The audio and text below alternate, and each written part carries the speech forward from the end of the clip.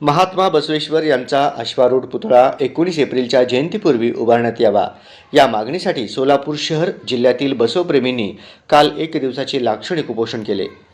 खासदार प्रणिती शिंदे, माजी आमदार विश्वनाथ चाकोते, प्रकाश वाले, नरेंद्र गंभीरे, डॉक्टर शिवरत्न शेटे, मनीष काळजे, राज पाटील, प्रकाश हत्ती, डॉक्टर प्रकाश घटोळे, उदयशंकर चाकोते, सुदीप चाकोते, ॲडव्होकेट राजशेखर पाटील, प्राध्यापक भीमाशंकर बिराजदार, श्रीशैल बनशेट्टी, रेवणसिद्ध आवजे, बसवराज बगले, चंद्रकांत रमणशेट्टी, शिवलिंगप्पा शाबादे, आनंद मुस्तारे, सचिन शिवशक्ती, राजशेखर विजापुरे, गणेश चिंचोळी, विश्वनाथ आमणे, राहुल जत्ती आदी उपस्थित होते.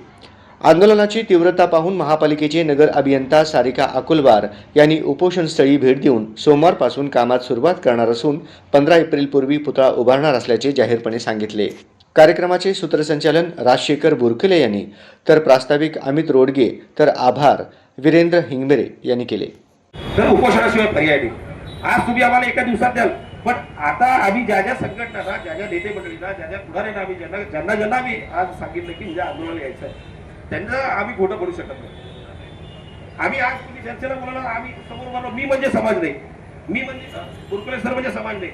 सगळ्यांनी 25-30 संघटनांनी मिळून घेतलेला जो सामूहिक निर्णय आहे, या सामूहिक निर्णयामध्ये आम्ही कुठल्याही पद्धतीने आम्ही तुम्हाला आत्ताच्या घडीला आतापर्यंत सहकार्य करू शकत नाही. आम्ही आंदोलन करणार आणि जे काही तुमचं म्हणणं आता तुम्ही 4 भिंती सांगताय, आज 4 भिंतीचे सांगताय ते उद्या समाजाच्या समोर या, सगळ्यांच्या समोर या, सगळ्यांसमोर येऊन तुमचं काय असेल ते म्हणणं मांडा आणि किती दिवसात काम करणार पूर्ण करणार हे तुम्ही तिथं डिक्लेअर करा असं सांगून आम्ही निघून आलो. आज ज्या पद्धतीनं आपण सगळं आपलं सगळ्यांचं स्वागत करतो आणि माझं जे काही वर्षभरात आपण पुतळ्या संदर्भात काम घेतलं, त्याला मेहनत घेतली, त्याचं मी विषद केलंय. तर बाकीचे सूत्र मी यांना देतो. पण किती संख्येने इथं उपस्थित आहोत हा मुद्दा रेवण आवजेंनी मांडलेला होता. तर त्या संदर्भात एकच सांगायचं, जसं संक्रांतीच्या वेळेला अक्षतेला आमंत्रण नसताना लाखोचा जनसमुदाय तिथे एकत्रित येतो समाज म्हणून, तसं आज का नाही आला? फोनची वाट का बघायची आपण? वर्तमानपत्रात आलंय ना बसवण्णांबद्दल, कोण करतंय, काय करतंय, कसं करतंय, याच्यापेक्षा आपली अस्मिता त्या बसवण्णाशी पाहिजे. त्याच्यामुळं हा परिसर इथं कमी पडायला पाहिजे होता, इतकी वाहतूक थांबली गेली पाहिजे होती. अशा पद्धतीने तुमच्या आमच्यातला अस्मिता जागृत होणार आहे की नाही, हा सर्वात महत्त्वाचा प्रश्न मी मांडतो तुमच्यासमोर. नक्कीच 19 तारखेला हे सगळं होईल, आपण करू. पण समाजात एखाद्याने हाक दिली तर त्याच्या पाठीमागं उभं राहणं हे तुमचं आमचं समाज बांधव म्हणून कर्तव्य आहे. तो इकडचा, तो तिकडचा, तो नावडता, तो आवडता, अरे सोडा सगळं, असं करत समाजाची ही स्थिती होऊन गेलेली आहे. आत्ताच कुणी उदयनी म्हटल्याप्रमाणे 34 नगरसेवकांचा सत्कार शिवानुभवमध्ये पाहिला होता आम्ही, आणि आज 14 जणांचा सत्कार प्रतिष्ठानच्या माध्यमातून झाला. काय दर्शवतं हे सगळं गोष्ट? कित्येक संघटना उभा राहिल्या. महाराष्ट्र वीरशैव सभा सुद्धा जुनी संघटना आहे. आज आम्ही त्या संघटनेच्या माध्यमातून काहीच करू शकत नाहीये, कारण बऱ्याच संघटना करतायत, पण म्हणून आम्ही गप्प बसत नाहीये. जिथं जिथं आवश्यकता आहे तिथं जातोय, तिथं आपलं मार्गदर्शन करतोय. ज्या पद्धतीने आम्हाला संविधा टाकता येईल ती संविधा आम्ही टाकतोय. मग बसव ब्रिगेड असू दे, वीरशैव विजन असू दे, माफ करा, आणि लिंगायत प्रतिष्ठान असू दे, किंवा प्रत्येक संघटना, सागर सरकेंची संघटना आहे, जम्माची संघटना आहे, अक्कन बळग आहे, तुमचं दानमादेवीचं आहे, सगळ्याच्या संघटना, प्रत्येकाचं नाव घेणं शक्य नाही. या सगळ्या संघटनाच्या प्रमुखांनी महिन्यात एकदा तरी मीटिंग एकत्रित घेतली पाहिजे, तरच ह्या अशा काही गोष्टी ज्या समाजाच्या अडलेल्या आहेत त्या पुढे जातील. खळंगे त्यांनी एक चित्रपट काढला होता अक्कमादेवीवर. मुस्ताद साहेब बोलले हे खरोखरच आपल्या सगळ्यांना एक निमित्त एक जागून सगळ्यांना आपल्याला एकत्र व्हावं लागेल, नाहीतर कोणी किंमत खात नाही आणि किंमत देणं पण नाही. कारण काय, आपल्या सगळ्यांना एवढं शांत बसण्याचं कारण काय, आपले पूर्वज होते त्यांनी सगळं मोठे मोठे कामं करून ठेवले, म्हणून आपण सगळ्यात शांत येत आपण ठिकाणी. त्यांनी सगळे केले, बँका बांधले, त्यांनी सगळे कारखाना बांधले, सगळे केले. आपले एक पिढी आपल्यावरती केली. आता येणाऱ्या पिढीला कार्यक्रम, या येणाऱ्या पिढीला सगळ्या भोगाचं पाळी घ्यायला लागली. का तर आपण शांत बसला म्हणून. या ठिकाणी मी सगळ्यांना विनंती करतो की एक वेबसाईट माध्यमातून आपण एक वेब सिरीज माध्यमातून आपण हे चालू करून आपण निषेध कसं नोंदवायचं. कमीत कमी 8 ते 10 लाख लिंगायत लोक आहेत, सगळ्यांनी निषेध नोंदवा पाहिजे, मग शासन जागे होईल. आणि आता मुस्ताद साहेब बोलल्याप्रमाणे कुठल्याही शासनानं जागा होणार नाही. आता त्यांनी म्हटले की आम्ही काम करतोय, 100% काम होणार नाही.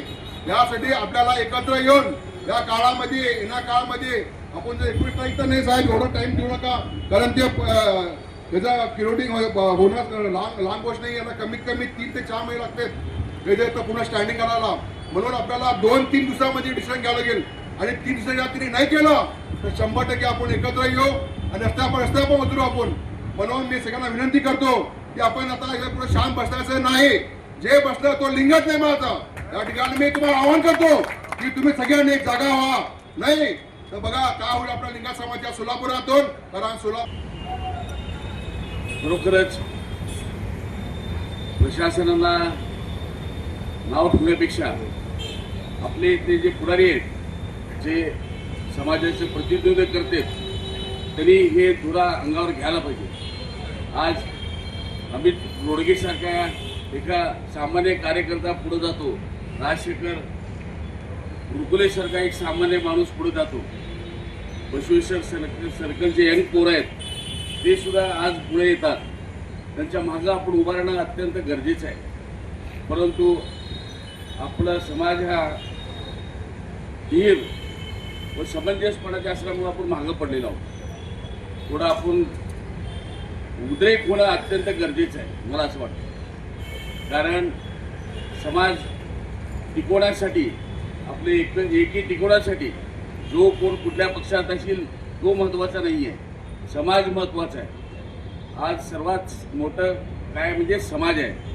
समाजाच्या दृष्टिकोनातनं आपण सर्वजण एकत्र येणं गरजेचं आहे.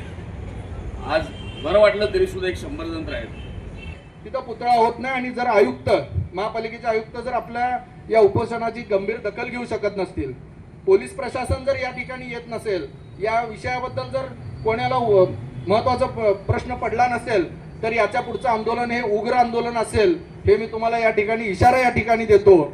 आणि एकनाथजी शिंदे साहेबांना या सकाळीच मी पत्र दिलंय, फोनवरती देखील याची माहिती दिलेली आहे.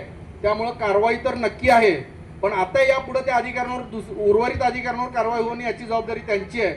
नाहीतर या प्रकरणी मोठं आंदोलन उभारेल. पण एकनाथजी शिंदे साहेब यांच्याकडून आपणास माहिती आहे कशा पद्धतीनं कारवाई केली जाईल. ती कारवाई केल्याशिवाय राहणार नाही. 19 तारखेला पुतळा उभारला पाहिजे, सगळ्यांचं म्हणणं आहे ना, सगळेजण त्यासाठी मान्य आहे ना. 19 तारखेला पुतळा हा झालाच पाहिजे, आमची मागणी आहे.